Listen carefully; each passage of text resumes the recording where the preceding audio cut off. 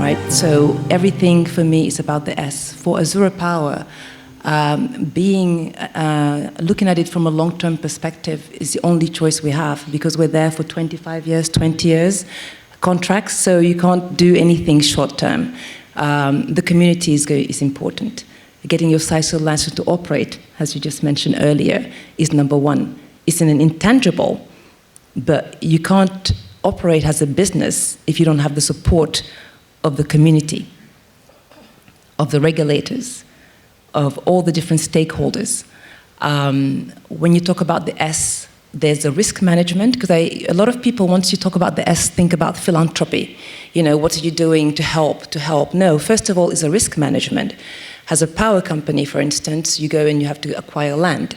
There's this issue about land grab. I'm sure you've heard of it sometimes in the news, particularly in Africa, talking about land grab. So foreign companies coming in and taking land. So the land issue, you find people in there and you have to move them. So there's a whole resettlement process, whether it's an economic displacement or a physical displacement. So you see, we're already talking about risk management. How do you manage that? How do you compensate people? How do you ensure that you restore their livelihood? You talk about S. You also talk about the supply chain. I think you touched a bit upon that. Looking at conflict mineral all the way. So where do things come from? How do you influence the supply chain to do good? Because you're following your money, right? It's all about following that money. If you're giving your money to someone else, then you want to make sure that you're using your leverage and ensuring they're doing good as well, that your money does good, not only within your own company, but outside the fence of your company as well.